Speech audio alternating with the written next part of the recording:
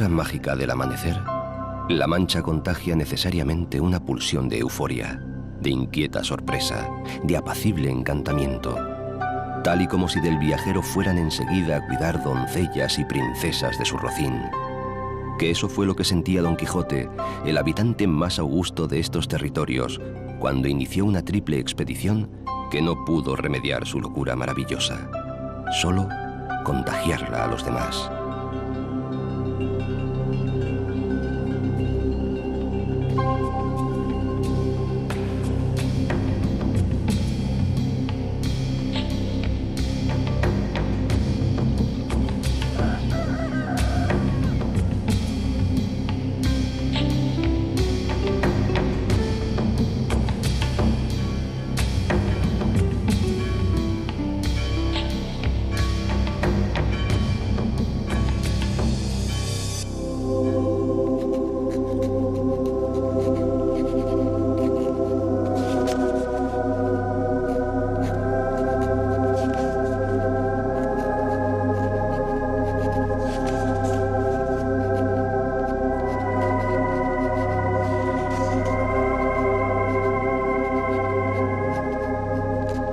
Ningún topónimo español es más conocido y más querido en el mundo que el de La Mancha, porque aquí nació, aquí murió, aquí reveló sus pasiones y forjó su mito uno de los más grandes personajes de la literatura universal, es decir, uno de los mejores inquilinos del corazón de los hombres. Aquí está el mapa fantástico de un libro que el mundo entero adoptó como propio. El aventurero sueña. Soñó la vida en la llanura inmensa, bajo el cielo bruñido como un espejo. La soñó inacabable y reposada, llevando el mundo todo dentro del pecho. Un ciudadano eterno, ya ciudadano del mundo, en sutiles versos de Unamuno.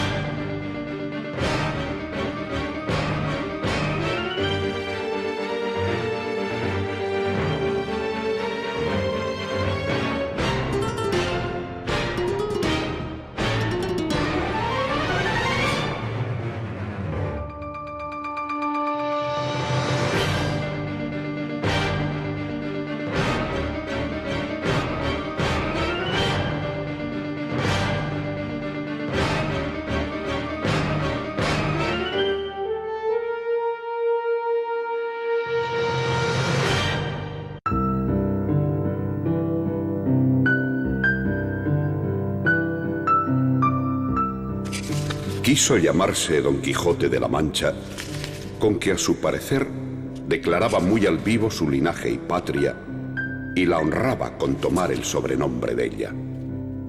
8 días enteros tardó el hidalgo en dar con ese nombre que alcanzaría fama universal. El padre, el imaginador de las hazañas y malaventuras de aquel caballero de la triste figura, conocía sin duda muy bien estos vastos territorios de la meseta sur de la península ibérica. Paisajes sin límites precisos entre Toledo, Ciudad Real y Albacete, y todavía más al sur, hasta Sierra Morena en realidad. Miguel de Cervantes no había nacido aquí, pero sí debió de viajar mucho por estas llanuras, que entonces eran más arboladas, más húmedas, más salvajes y más solitarias que hoy. De hecho, nunca habla en su libro de tierras yermas y estériles, ni de paisajes desolados. Don Quijote y su escudero Sancho encuentran siempre bosques propicios al reposo, tropiezan a menudo con prados de fresca hierba, descubren fuentes de agua clarísima.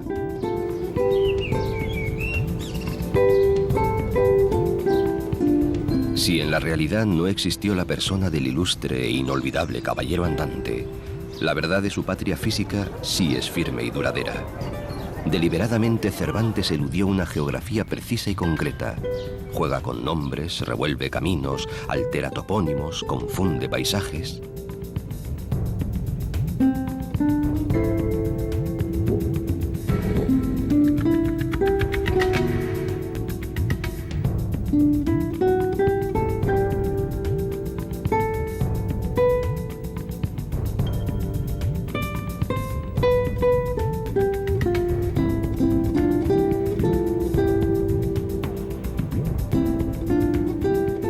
razones tenía el vagabundo y valeroso escritor, desde luego, pero la Mancha, la de su Don Quijote, estaba y está en su sitio, llena de poéticas emociones y de rincones mágicos.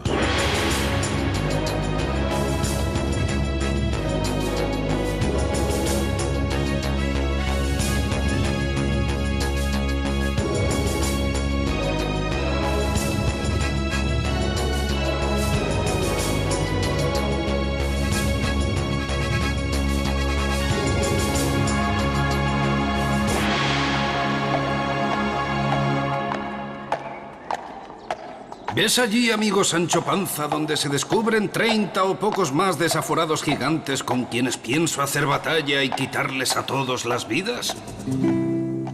Dio de espuelas a su caballo Rocinante, sin atender a las voces que su escudero Sancho le daba, advirtiéndole que sin duda alguna eran molinos de viento y no gigantes.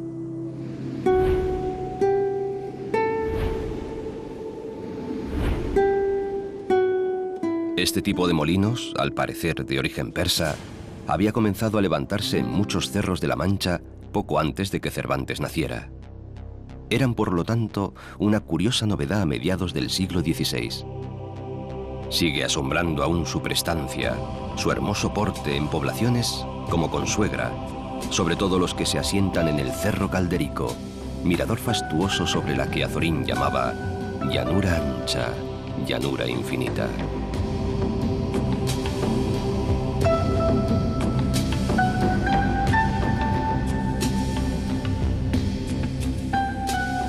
Aislados o agrupados en familias, y cada cual siempre con su nombre propio, quedan todavía en la Mancha muchos molinos, aunque ya ninguno dedicado a su vieja función de moler el grano con el empuje del viento.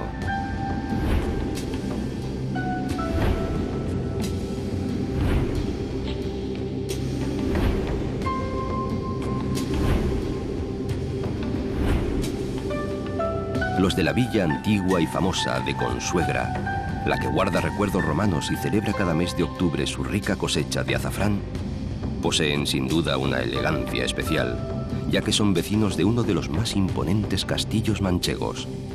Fue propiedad de la Orden de San Juan de Jerusalén, cabeza del priorato de estos frailes guerreros.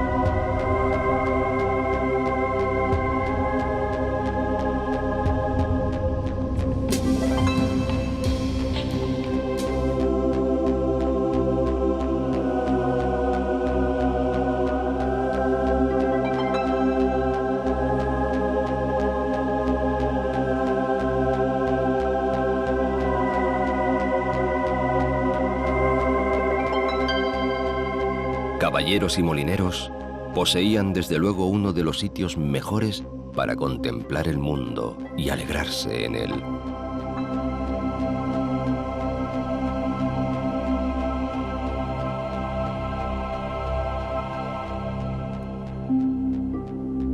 Al oeste, luego de pasar por Madridejos y por Camuñas, donde por Jueves Santo pecados y virtudes bailan juntos, entre Villafranca de los Caballeros y Alcázar de San Juan, brillan unas cuantas lagunas, siempre de dudosa consistencia, como en muchos otros parajes manchegos. Lagunas que alimentan en secreto al río Guadiela y al misterioso Guadiana. Cuando el agua abunda en sus lechos, se pueblan de hermosas aves o de sudorosos bañistas. Y si no, al menos sus lodos medicinales alivian o curan ciertas dolencias de los peregrinos que a ellas llegan.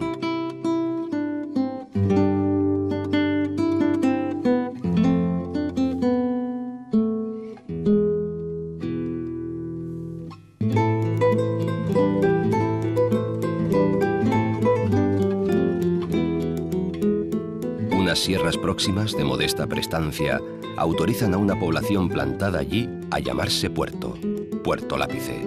En tiempos de Cervantes se llamaba el lugar Ventas del Puerto Lápice, porque no era sino un conjunto de ventas, de mesones y de posadas en las que solían detenerse los viajeros del Camino Real que bajaba de Toledo.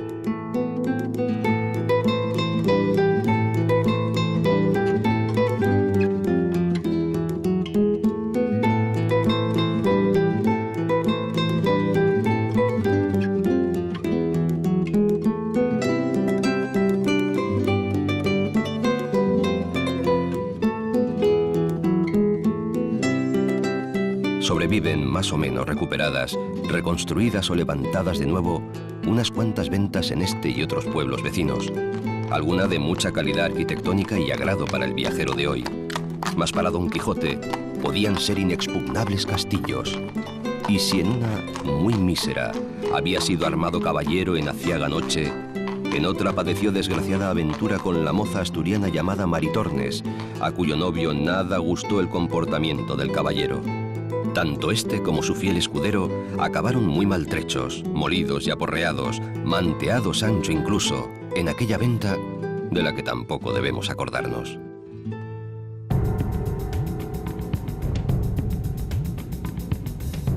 Puerto Lápice era un caserío dependiente de Herencia, que hace 400 años era ya un poblado de postín. Y en la misma calzada romana que iba de Mérida a Zaragoza, un pequeño caserío de paso y orígenes celtíberos acabó convirtiéndose en Alcázar de San Juan. Alcázar por haber sido fortaleza mora, de San Juan por los caballeros que la habitaron luego desde el año 1186. Lo mismo que aficionados de otras 20 poblaciones españolas atribuyen el hecho a las suyas, mucha gente de Alcázar de San Juan ha argumentado siempre que fue en esta ciudad donde nació Miguel de Cervantes, no en Alcalá de Henares. Y también, naturalmente, que fue de aquí de donde salió en busca de aventuras su glorioso personaje. Y defienden su tesis, su hermosa e inflexible voluntad, con el mismo entusiasmo con que los vecinos de Campo de Criptana, apenas a una legua hacia el oeste, mantienen que sus famosos molinos del Cerro o Sierra de la Paz fueron los mismísimos a los que se enfrentó el caballero andante en la sin par batalla de su primera salida. ¿Quién lo sabe? Y además, ¿qué importa? Si por otro lado fue todo una malvada, ejemplar y risueña mentira.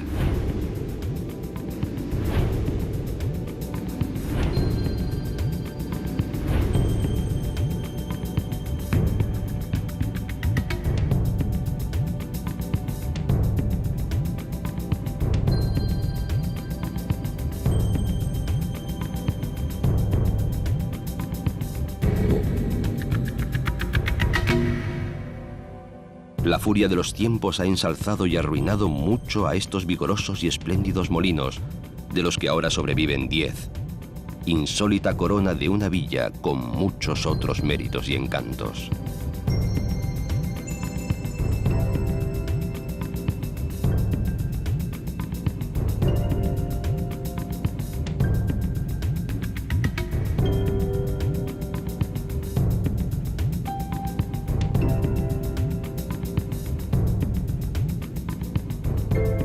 Campo de Criptana, calles estrechas, empinadas, silenciosas, hermosas casas campesinas y solariegas, encaladas muchas de ellas y con su faldón de añil, y una larga historia popular.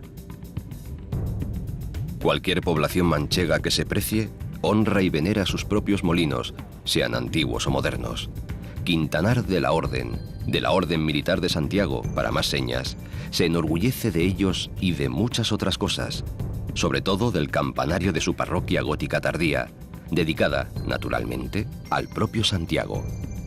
Un antiguo cronista dijo de esta torre que es tan grande, de alta y gruesa, que en España no hay 6 mejores que ella. Puede que tuviera alguna razón su hipérbole. Y tampoco hay muchas plazas de toros tan lucidas como la de este pueblo tumbado en medio de la llanura.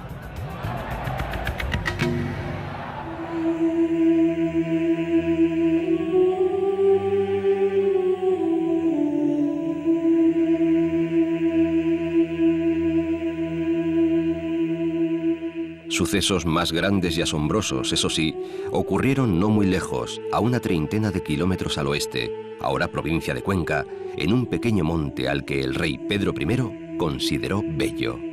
Como Belmonte pasó pues a la historia aquella modesta pobladura arrancada entonces al señorío de Alarcón. No apostaría nadie hoy si es más bello e imponente el pueblo mismo o el fulgurante castillo que tiene enfrente, en el Cerro de San Cristóbal.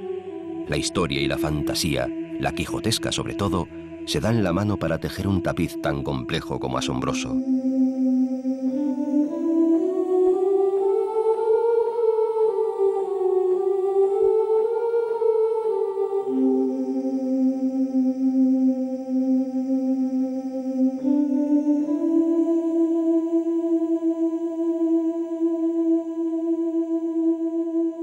En sus tiempos de mayor poderío, las murallas eran el doble de altas de como hoy se ven. La torre del homenaje añadía hasta 9 metros a los actuales. Fueron los reyes católicos quienes por precaución mandaron rebajar tan altas defensas. Los muros y los aposentados de este fiero edificio encierran desde luego tal cantidad de historias que daría pavor asomarse a ellas. Aquí dicen que estuvo asilada, o presa, la Beltraneja, la que disputaba el trono a su tía Isabel de Castilla y que logró escapar descolgándose desde una ventana. Y aquí vivió, ya viuda, la emperatriz Eugenia de Montijo, cuando perdió el trono francés su marido Napoleón III. Luego cedería el castillo a frailes dominicos franceses, que al irse se llevaron casi todos sus grandes tesoros.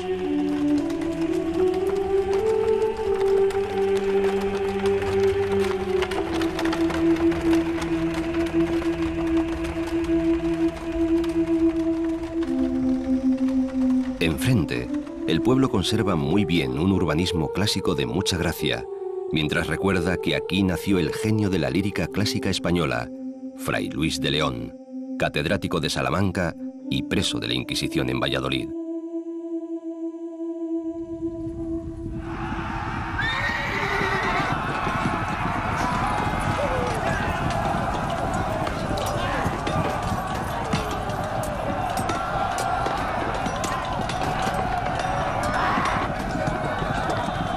Por el castillo de Garcimuñoz se añade a la larga lista de importantes nombres otro más, enaltecido y glorioso, el de Jorge Manrique.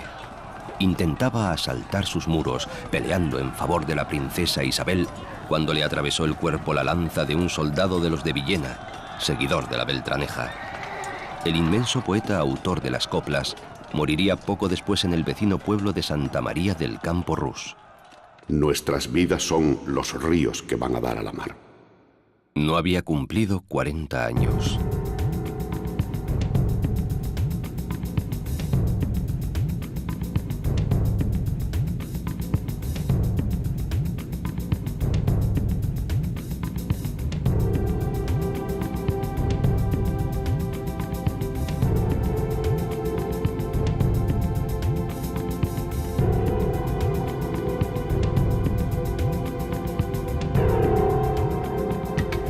Como si los límites orientales de la Mancha estuvieran erizados de castillos y defendidos por fosos de agua, un quiebro del río Júcar se convierte de pronto en el embalse de Alarcón, nombre que en árabe equivale a la roca, porque se refiere, desde luego, a su erguida fortaleza. Tenía yacimientos ibéricos y romanos. Consiguió recuperarla para los cristianos Alfonso VIII, unos años después de conquistada Cuenca.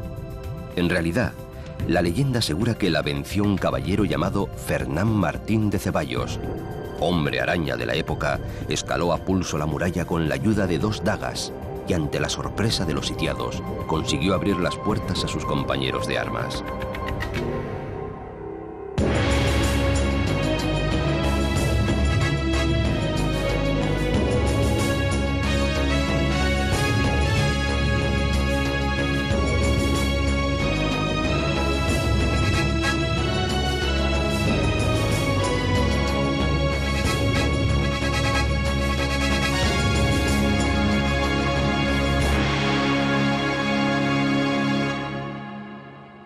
Fue este pequeño, sólido y hermoso castillo residencia muy querida del infante don Juan Manuel, el poderoso sobrino del rey sabio que escribió aquí parte de su abundante obra.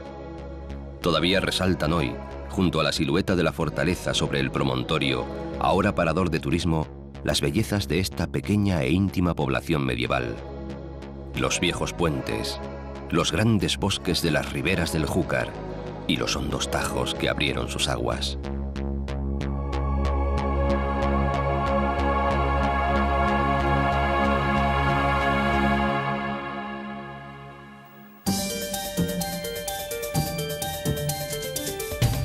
Y la gran capital de la llanura, Albacete.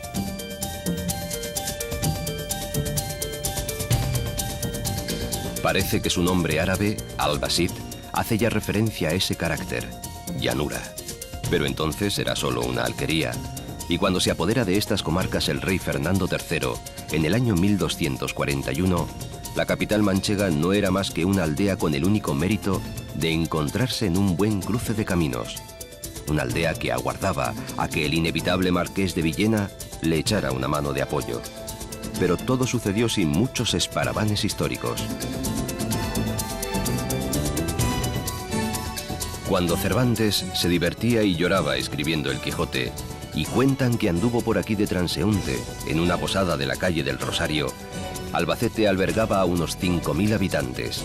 3 siglos más tarde, en 1900, alcanzaría apenas los 20.000, y eso que en 1833, con la reestructuración administrativa que crea la provincia, el raso poblado había adquirido ya honores de capital.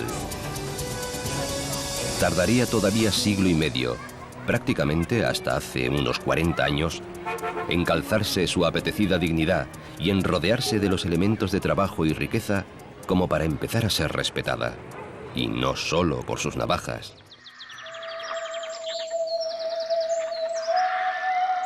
A unos 30 kilómetros a vuelo de pájaro, hacia occidente, se atisban ya las montañas de la Sierra de Alcaraz. Comienza a extinguirse la gran llanura manchega, aunque no sus historias.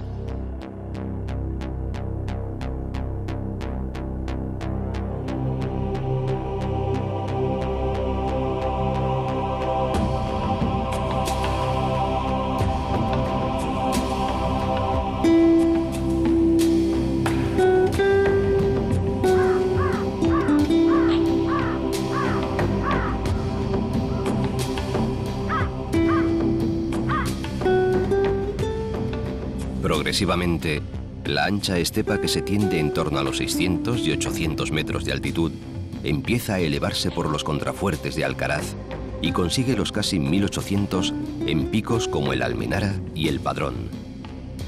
Se trata de una sierra verdadera, no muy extensa, pero bravía, y tan hermosa como poco conocida, pero debió de estar poblada ya desde el Neolítico, a juzgar por los vestigios hallados en sus dominios.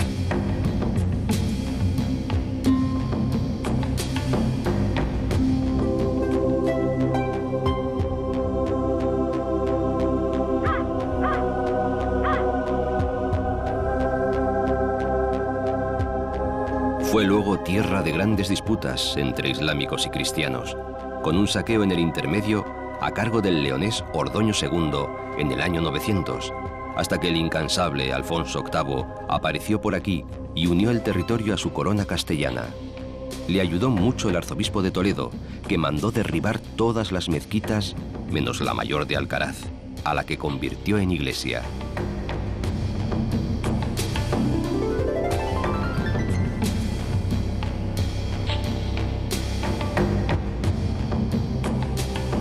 Durante varios siglos, hasta la grave decadencia que le sobreviene en el XVI, la ciudad de Alcaraz tuvo poder, lustre y prestigio asombrosos. Asombrosos en relación a lo que hoy conserva. En el cementerio de este pueblo, y siempre con una misteriosa flor encima, incluso de plástico, se alberga la tumba de un legendario personaje que en 1907 fue abatido a tiros por la Guardia Civil cerca de Alcaraz. Era uno de los últimos bandoleros andaluces, Francisco del Río. Lo llamaban el Pernales.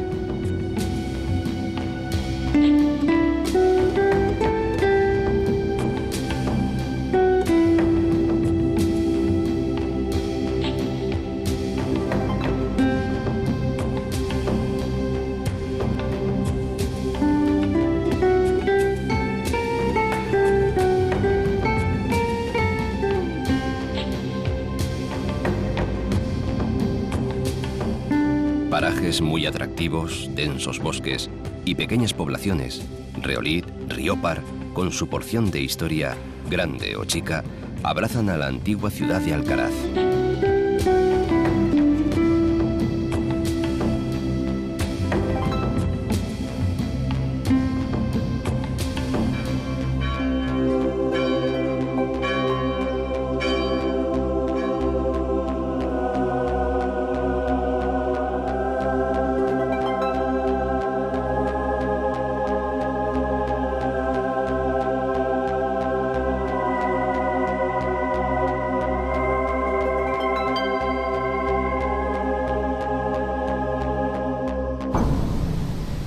A 8 kilómetros al sur, se oculta, pero ya sin éxito, uno de los parajes más insólitos de España. Se trata de una grieta en el rocoso Farallón, que a 150 metros de altura deja salir las aguas del río Mundo. Detrás de la cascada, en las sombras, un laberinto de galerías y lagos.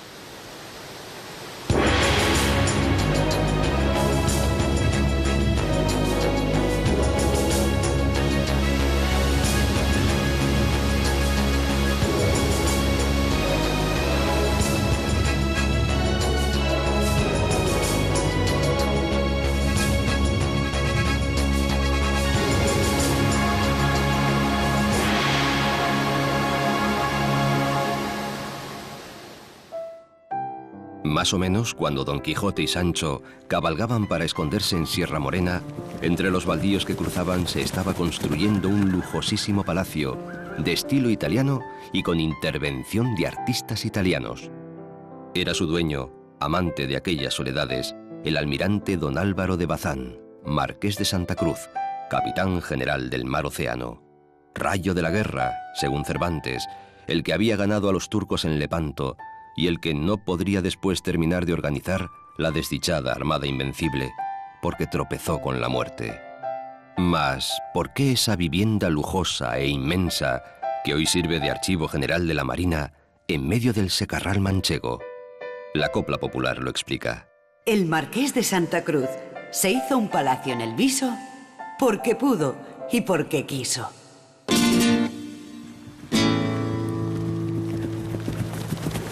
Quieren en este punto y orden Don Quijote y Sancho esconderse en la Sierra Morena y salir de la misma por otro lugar alejado de donde los busca la Santa Hermandad, la Guardia Civil de la época, para volver a su pueblo. Su grave delito había sido librar a una pandilla de pintorescos y desdichados personajes condenados a galeras.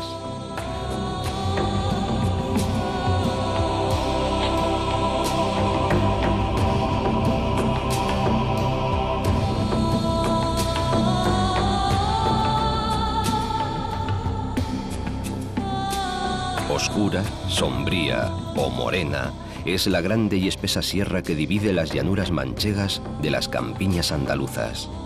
Incluso Sierra Negra la apoda humorísticamente Cervantes, y parece que fueron los romanos los primeros que así la contemplaron, gusto que el poeta Machado alabaría cuando enseñaba en Baeza. Paso difícil y peligroso antaño, incluso para los ejércitos, escondite famoso de bandoleros. No lejos de estos pagos estaba el de José María el Tempranillo, contrabandista y bandido, al que la leyenda ha querido considerar bueno y generoso.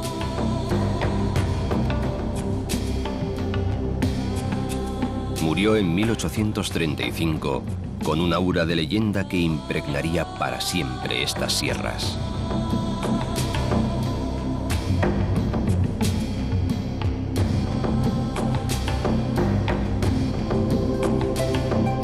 El caballero Don Quijote, escondido en estas alturas, decide imitar a su ídolo, Amadís de Gaula, y practicar aquí penitencias y ayunos.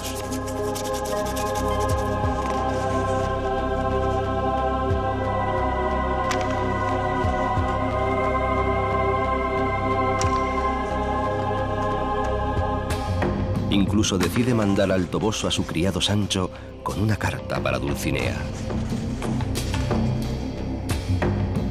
Y continúa la historia en la sierra y sus vecindades. Sancho olvida la carta, encuentra en una venta al cura y al barbero de su aldea, y todos juntos traman un divertido teatro con protagonismo de una inteligente muchacha llamada Dorotea, alias Princesa Micomicona, que por allí también pena, y consiguen en fin sacar al vagabundo de aquellos ásperos andurriales, más o menos por donde había entrado. Naturalmente, tropiezan con los guardias, pero tienen piedad de él y de su criado y los dejan ir libres.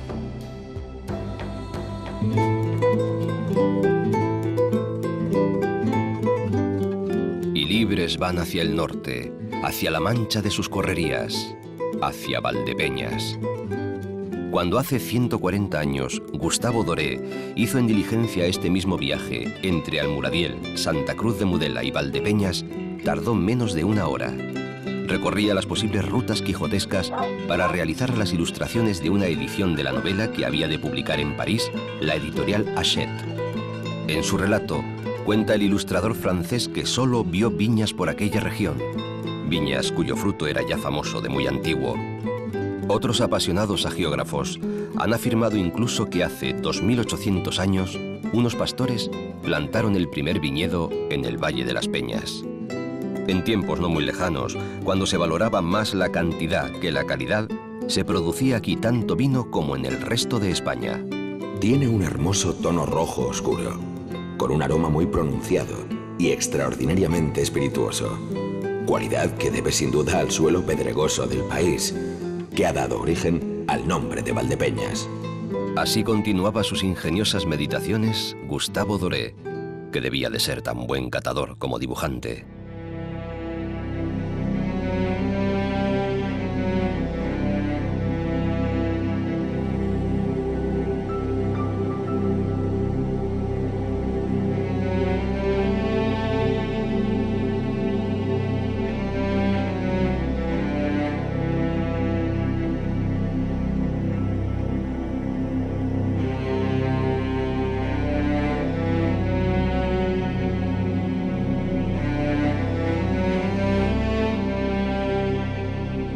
Pero, como se ha dicho, la tradición viene de antiguo, y siglo a siglo, los vinos de Valdepeñas llegaron a ser los predilectos de la corte de los Austrias, y durante el siglo XIX se comenzaron a exportar grandes cantidades a Rusia, a Cuba, a Filipinas, y con el nacimiento de la botella, a los 5 continentes.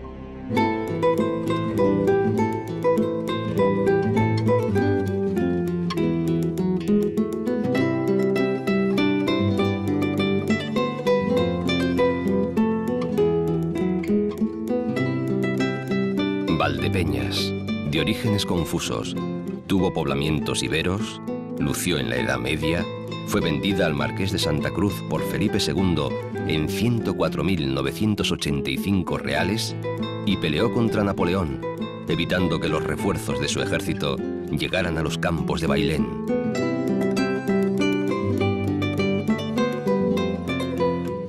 Es tierra de perdiz roja, buen queso manchego y sigue siendo la gran capital del vino.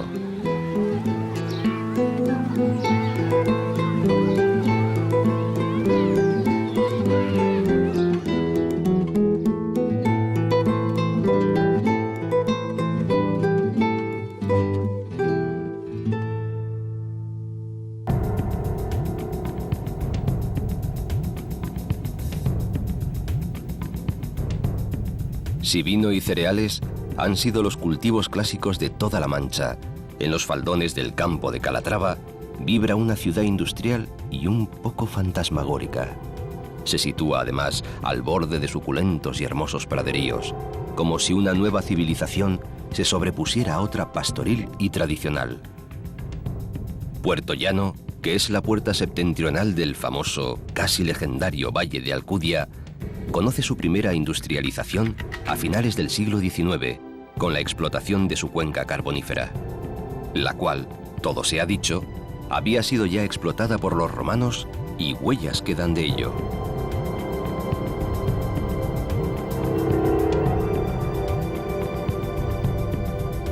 Poco después de terminada la Guerra Civil, se iniciaron las instalaciones de un complejo petroquímico que cambió radicalmente el carácter de la población.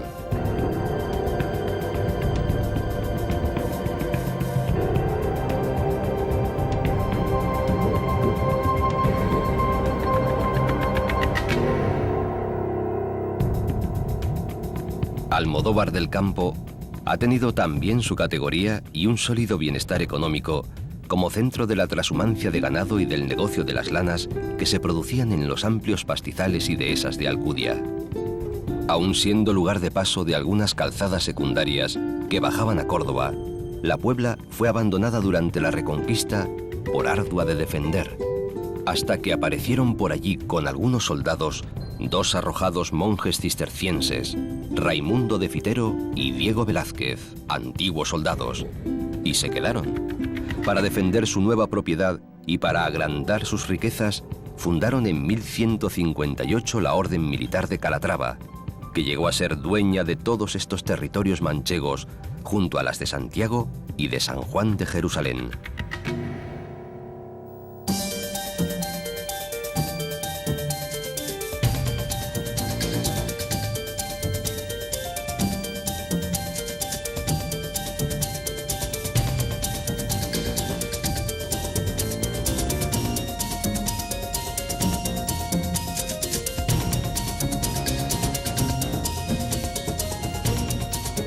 La capital administrativa de todos estos territorios manchegos occidentales es Ciudad Real.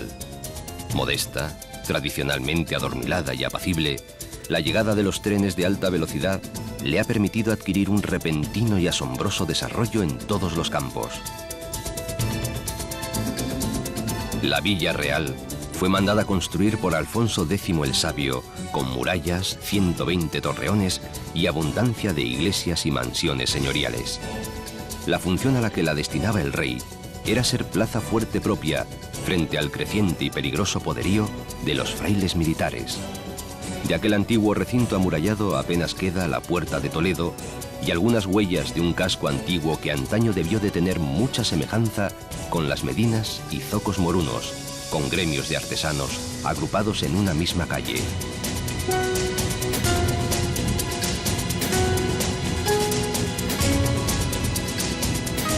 Sancho Panza, al parecer tan sabio en vinos como Gustavo Doré, descubre y elogia con entusiasmo el que le ofrece en una bota el escudero del Caballero del Bosque.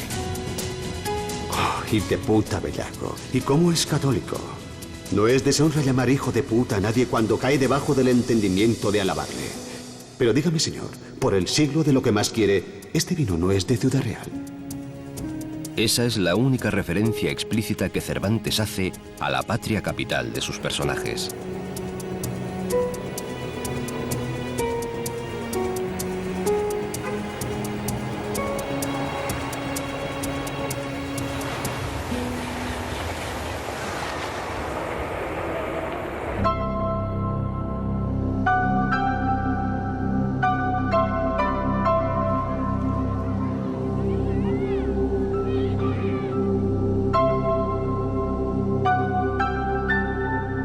Si Ciudad Real es la capital política de los antiguos campos de Calatrava, Almagro es el centro de su donosura y de su prestigio cultural y estético. Sin duda la villa más elegante de la provincia. Nacieron las dos más o menos a la vez y con igual propósito político, pero el establecimiento de la corte de los maestres calatravos primero y la llegada 3 siglos más tarde de una familia de banqueros flamencos, los Fugger, Fúcares los llamaron aquí, transformarían por completo a Almagro. Los maestres levantaron grandes iglesias, amplios conventos y fastuosos palacios.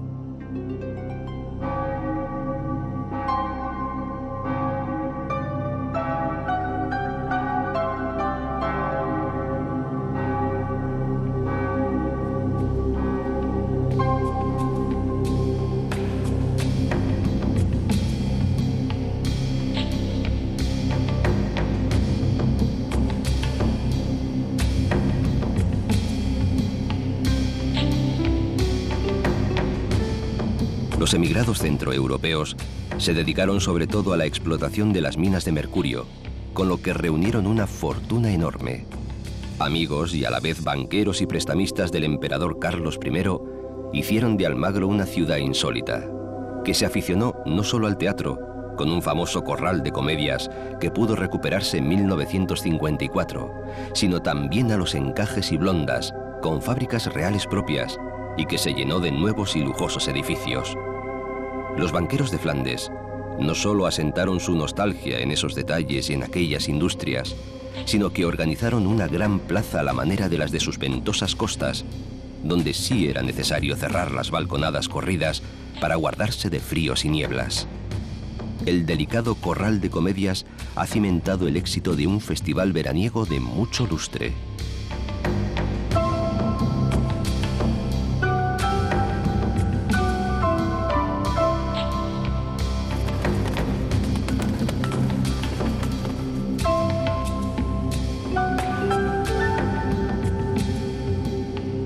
El hijo más ilustre de la ciudad, Diego de Almagro, el que conquistó Chile, está representado a caballo en un frondoso rincón, al final de la plaza, como organizando la vida lenta, ordenada, sutil y apacible de esta preciosa población manchega.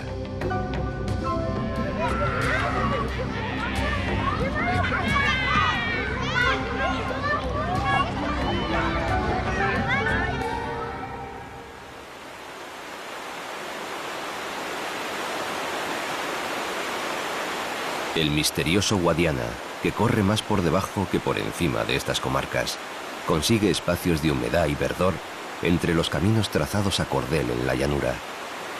Aquí la riqueza es sobre todo el vino, fiel compañero del queso manchego, que por ser ya patrimonio de la cultura del mundo y testigo de las costumbres de un pueblo del que obtiene su apellido, bien merece un tiempo aparte en otra buena andanza por esta región, con la buena compañía de los ricos y muchos caldos que por aquí se catan. También el Guadiana alimenta la prosperidad de grandes pueblos y de ciudades como Daimiel. La reina María Cristina le dio este título. Daimiel, calatraveña de origen, y como todas sus villas vecinas, espaciosa, cómoda y abierta.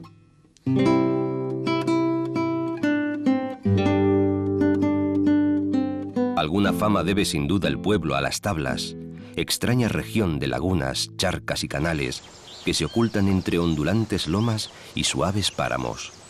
Se juntan dos ríos que viene cada cual por su lado, como es natural.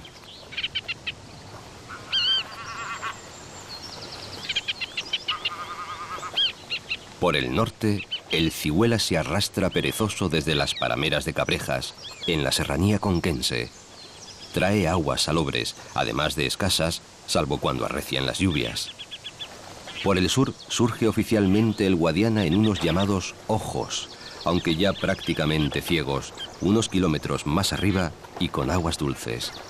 Esas y otras aportaciones similares se mezclan al fin en los desbordamientos de Las Tablas y crean un ecosistema tan peculiar como frágil. Siempre lo fue, ya que ha dependido de la afluencia del agua y siempre las llanuras se la han bebido, pero la voracidad humana lo llevó al borde de la desaparición.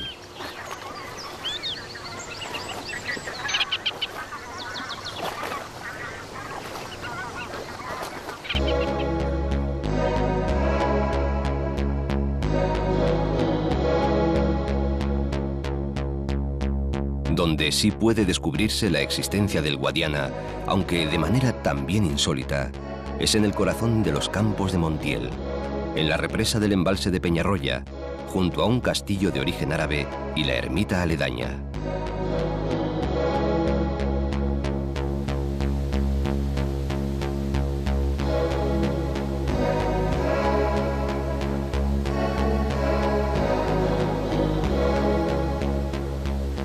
En ese valle largo y ancho de rocosos muros, el río se contiene, se exhibe, existe de verdad, rico, azul, brillante.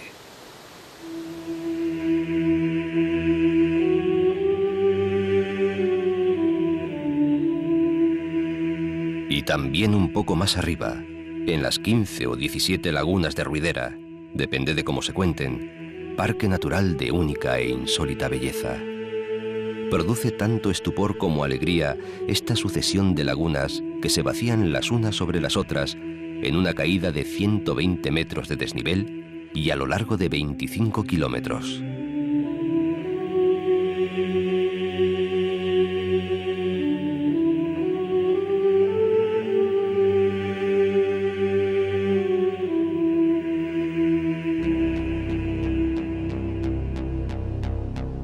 Don Quijote creía naturalmente que esos apacibles estanques de muy diferente tamaño y forma eran unas muchachas encantadas por el mago Merlín, damiselas que lloraban sin descanso. ¿Son verdaderamente el río Guadiana? Quizás en parte sí. Nadie se pone de acuerdo, porque este río arrastra un muy antiguo y mágico misterio en toda su primera mitad. De cualquier manera, el mismo Cervantes se encarga de señalar que las lagunas, además de bellas, son famosas. Lo eran ya entonces, en toda la Mancha y aún en toda España. Un imaginado y verdadero jardín del Edén.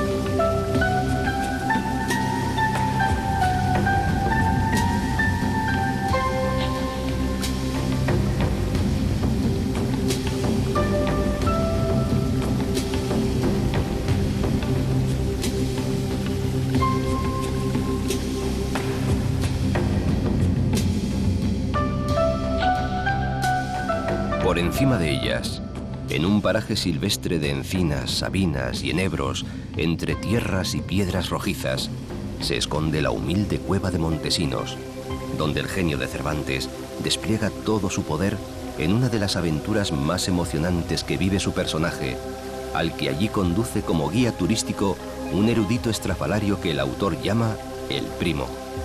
Don Quijote, dormido o soñando, transmutado en espeleólogo, a quien tienen que izar con una cuerda, encuentra un maravilloso palacio subterráneo y por allí circulan Montesinos, el mago Merlín, el Guadiana encadenado, la reina Ginebra y otras damas famosas de los libros de caballerías. Ruidera, con sus lloronas hijas y sobrinas. Y en fin, la mismísima Dulcinea encantada, saltando y brincando como cabra.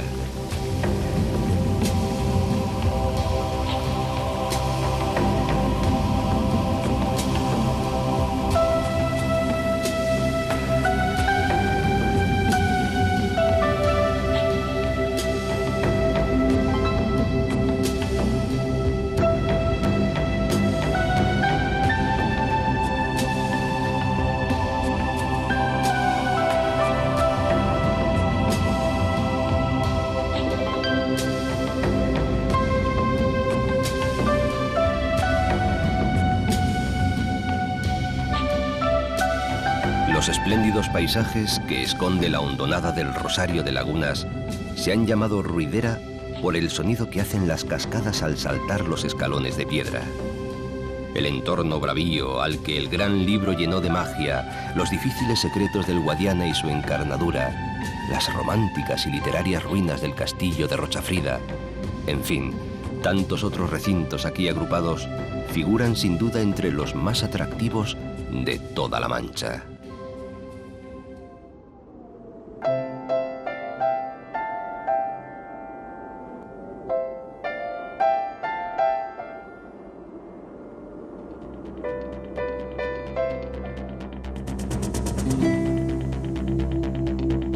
Donde hay clara memoria de la estadía de Cervantes es en Argamasilla de Alba, aunque a la postre con gran disgusto del escritor. Todavía cuentan algunos lugareños, como este, que trabajaba por aquellos confines como comisario de los diezmos y de la pólvora, y que, por recaudador de impuestos, no era bien visto ni apreciado, lanzó un piropo a una hermana del marqués don Rodrigo Pacheco cuando salían de misa. El exsoldado Miguel tenía ya fama de mujeriego y de aficionado a pendencias. De modo que, muy enfadado, el marqués mandó que lo encerraran en la bodega del alcalde Medrano. Fue en esa cueva donde, sin otro argumento que la fantasía, cuenta la tradición que el escritor comenzó a componer su novela.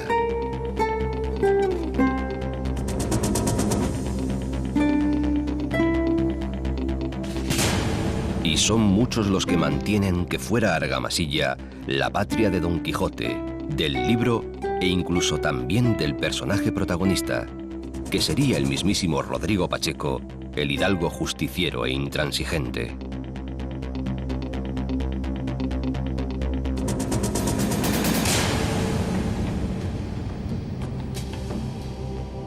No lejos de las lagunas del Retamar y la Nava, el pequeño pueblo de El Toboso se enorgullece de ser el topónimo más citado en el Quijote, mojón imprescindible de la grandiosa historia. Y todo porque allí naciera una labradora llamada Aldonza Lorenzo, nombre que en su tiempo era feo e indigno, pero que su loco enamorado sustituyó por otro que no desdijese del de él. Aquella mujer, aquella fantástica entelequia, se convirtió pues en la gran señora y princesa Dulcinea del Toboso, objeto permanente de los pensamientos y los anhelos del caballero andante.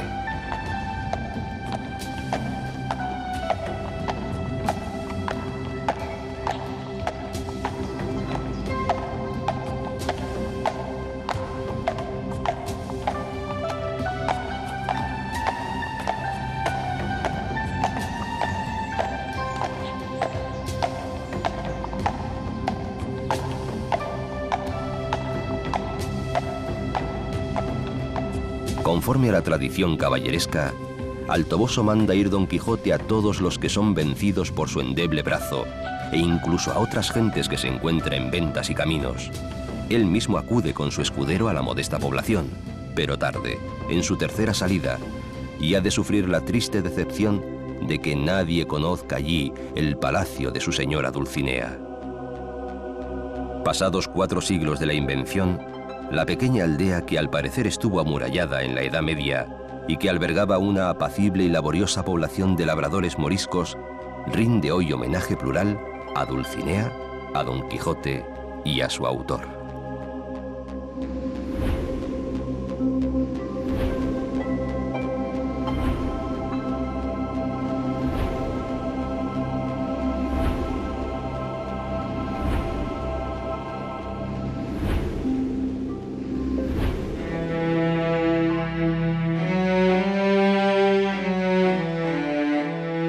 Muchas poblaciones campesinas, las grandes y luminosas llanuras de la Mancha con sus ríos secretos, sus esponjosos valles, sus montañas limítrofes. Las personas y las cosas de esta vasta, interminable meseta continúan hoy impregnadas por el aroma de unos seres que nunca existieron, salvo en el corazón piadoso e imaginativo de un escritor vagabundo y pobre. Su enorme talento consiguió ponerlos a nuestro lado y que formen ya parte de nosotros mismos. El ancho mundo es un encantamiento afortunado, inevitable y permanente. Los molinos siguen siendo gigantes dormidos, las ventas continúan mostrando sus almenas de castillo. Don Quijote, el que tan vivo y generoso ha cruzado la historia de España, continúa cabalgando por la Mancha, a lomos de su flaco caballo Rocinante, en compañía de su sabio y amable escudero Sancho Panza, rodeado de seres maravillosos y de nuestro propio encantamiento.